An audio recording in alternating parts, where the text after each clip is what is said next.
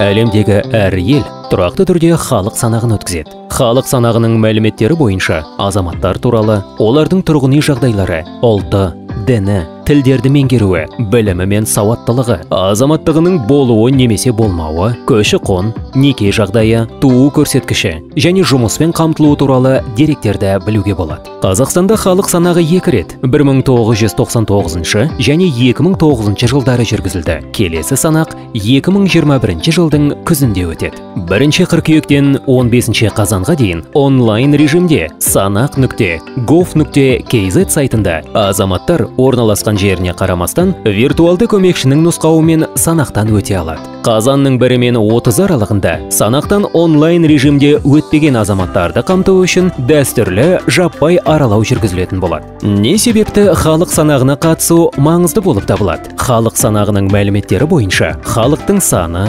құрамы және өмір сүру жағдайлары қалай өзгергенін түсінуге болады. Алынған мәліметтер негізінде халықтың әртүрлі топтарын қолдауға бағытталған әлеуметтік бағдарламалар қалыптасады. Емханалар, балабақшалар, мектептер және басқа да инфрақұрылым нысандарын салу бойынша ұзақ мерзімді жоспарлар жасалады. Сондықтан шынайы және нақты деректерді беру өте маңызды. Азаматтық туралы сұраққа жауап бере отырып, сіз 3 нұсқаның біреуін таңдай аласыз. Егер өз мәртебеңізді растайтын құжатыңыз болса, немесе азаматтығыңыз анықталмаса, онда сіз азаматтығы жоқ жауабын таңдай аласыз. 2021 жылдың күзінде халық санағына қатысыңыз. Қазақстанда әркім маңызды. Айту қосымшасы арқылы да халық санағына қатысуға болады. Қосымша ақпарат алу үшін сілтеме бойынша өтіңіз. sanaq.gov.kz